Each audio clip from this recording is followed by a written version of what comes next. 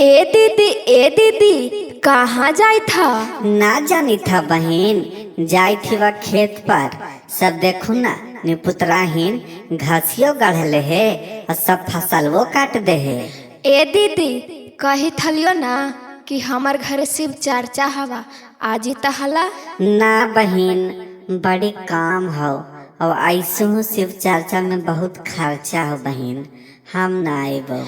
ए दीदी हाय धन कुछ करित रहा हा, गीतिया सुनला समझ में आ जाई तो। एगे छूट जातो सोना के कंगन मांगे, एगे 5 ताला पाका के मकान मांगे।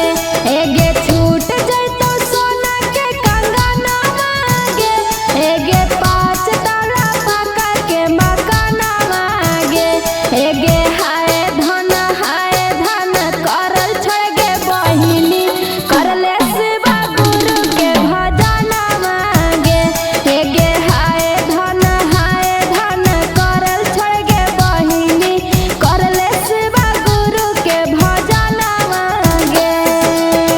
बहन ई सब कौची हमरा सुनावे, हम ई सब ना सुनियो। चल हट जाय दे हमरा। जाय त देवे करबो दीदी, हम थोड़ी ना पकड़ले रहबो, लेकिन कमा के ऊपरे ना ले जेवा, सब यही जे रह जैतो। चल हट ना, बड़ी ज्ञान देवे लगी बैठल है। हाँ दीदी, बाकी गानवा में सुना।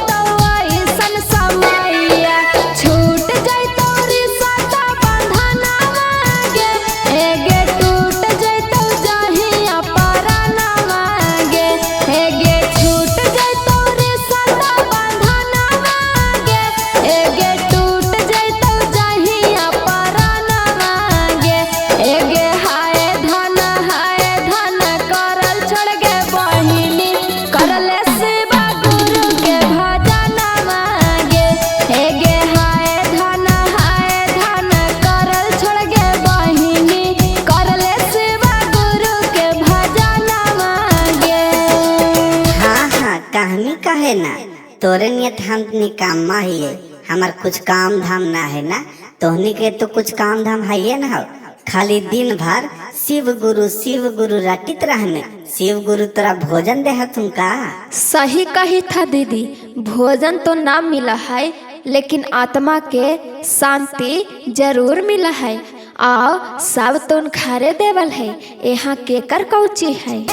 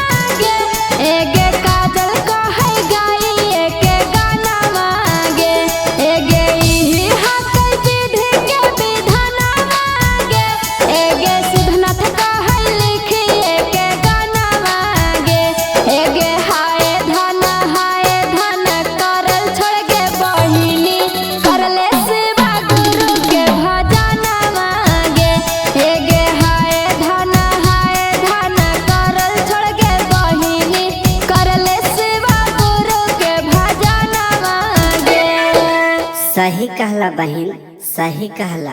यहाँ केहू केकरो ना है, भक्ति भजन करे के चाहे। आज हमारा बहन आँख खोल देला। और के वजह से आवा बहन बोला, हम जरूर आवे और शिव गुरु से माफी जरूर मांगवे। आवा ना दीदी, 12 बजे से हवा और शिव गुरु सब माफ कर देते। छूट जाए